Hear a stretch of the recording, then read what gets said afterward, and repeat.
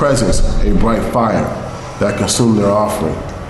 He smelt the sweet savor of the offering and showed them mercy. Then came the word of the Most High to Adam and said unto him, O Adam, as thou hast shed thy blood, so will I shed my own blood when I become flesh of thy seed. He would shed his own blood out? He will shed his own blood. So this is the Most High saying he would shed his own blood. Mm-hmm. And we know that this is a vivid prophecy of the Messiah. Exactly. I wonder if this is the Most High in the flesh. Mm-hmm. It's kind of deep. I'm just wondering. Mm-hmm. But I'm just reading along with it, though. Keep reading, bro. And as thou didst die, O Adam, so also will I die. Didn't the Messiah die? Yes, he did. And he raised in 3 days. In 3 days. Wouldn't it be safe you had to be a God to do that, though? Definitely. And as thou didst build an altar, so also will I make for thee an altar on the earth. He would make an altar on the earth. Okay. And as thou didst offer thy blood upon it, so also will I offer my blood upon an altar on the earth. Oh. So he done did an altar. But it sounds to me like he's describing everything the Messiah went through when he was here. Definitely. Okay. And as thou didst sue forgiveness through the blood, so also will I make my blood forgiveness of sins. Oh, ain't that what the Messiah said he would do? Exactly. Sure. All right, man, we gotta get deep on this one, because I'm just wondering, because I know Esau be saying they was as one. And that one kind of threw me off too, because we said the Father and the Son was different. That's separate. Oh.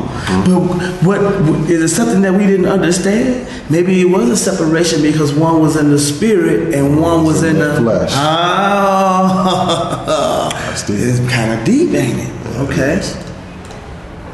We're ready to read. All right. And as thou did sue forgiveness through the blood, so also will I make my blood forgiveness of the sins and blot out transgressions in it. And now, behold, I have accepted thy offering, O Adam, but the days of the covenant wherein I have bound thee are not fulfilled. When they are fulfilled, then will bring thee back into the garden. Now therefore strengthen thy heart, and when the sorrow comes upon thee, make me an offering, and I will be favorable to thee. So he's going to be back in the garden. We're going to be able to meet Adam and Eve, see the first man, and all that doing when all the stuff take place. Okay. And now in the PDF, I guess we better go and read this since we didn't read the other one. This is the third prophecy, a promise of the water of life, the third prophecy of the coming of the Messiah. So I think we need to get off into that one too, bro, because I think this is the last one where we at now in our time. Okay. Chapter 42, verse 1 through 13. Then came the word of the Most High to Adam and said unto him, O Adam, as to what thou sayest, bring me into the land where there is rest. It is not another land than this, but is the kingdom of heaven, where alone there is rest.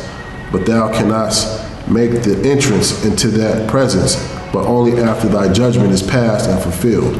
The judgment, the same judgment that we're looking for today, right? Okay. Then will I make thee go up into the kingdom of heaven, then thy righteous seed, and I will give thee and them rest thou asked for at a presence. And if thou saidest, give me water of life, then I may drink and live. It cannot be this day, but on the day that I shall descend into hell and break the gates of brass and bruise into pieces the kingdom of iron. Wait a minute, he said he's going to descend into hell. Yes. Then he said, and that's I, right? Yes, I. Okay. Then will I mercy save the soul and the souls of the righteous, to give them rest in my garden. And that shall be when the end of the world is come. When? When the end of the world is come. So he told Adam then when the end of the world was going to come.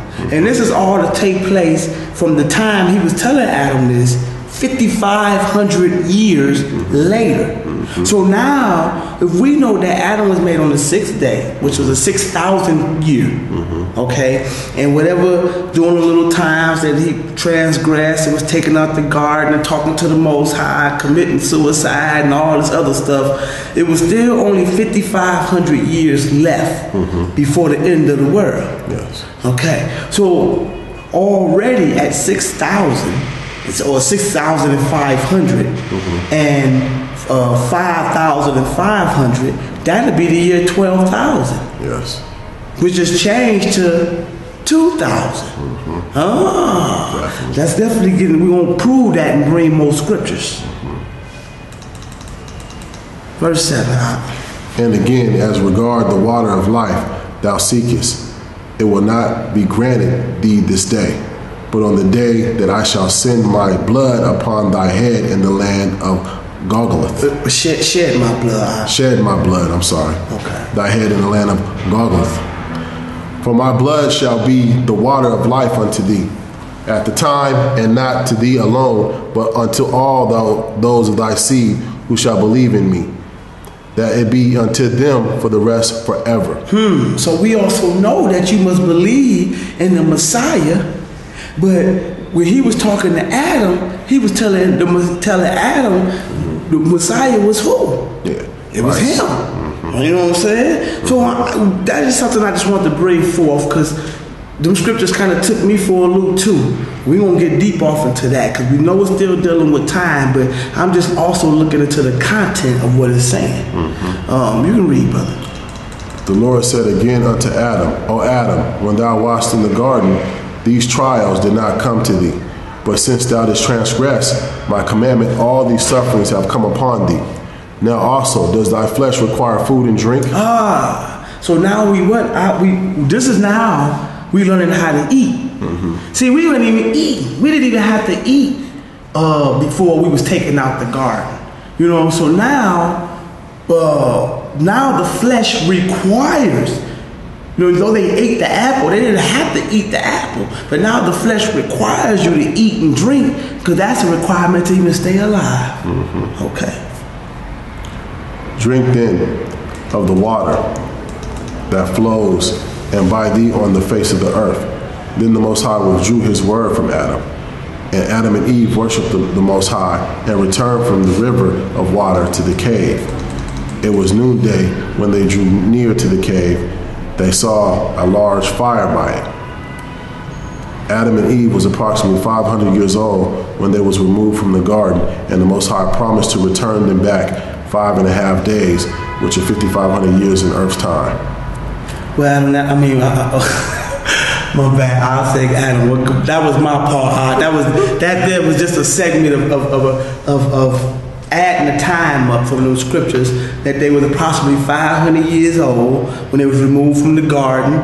The Most High promised to return them back 5.5 days, which was 5,500 years in Earth time. Because Adam was created on the 6th day, which that was the 6,000 year, and at the age 500, this will make it approximately 6,500 year, and 6.5 days in heaven.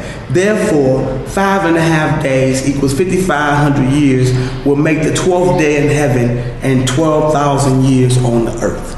And we know in today's time, we are definitely in the signs of the 12th day and the 12,000 years for all this to take place. So I just want to point that out, because it all is aligning up, even up to today. Perfect. Because if that show you out that the 5,500 years didn't pass. So Adam about to be back in the garden. Yep, definitely. Okay. So we want to verify where we was at, to verify that it was 5,500, and I want everybody to get into the Apocrypha, 2nd Esdras, chapter 14, verse 1. And let's get into that time frame, into that part of the time where the Most High shared more time with Esdras and was giving him more time for preparation and giving him understanding to what he told Moses. Second Esdras chapter 14, verse 1.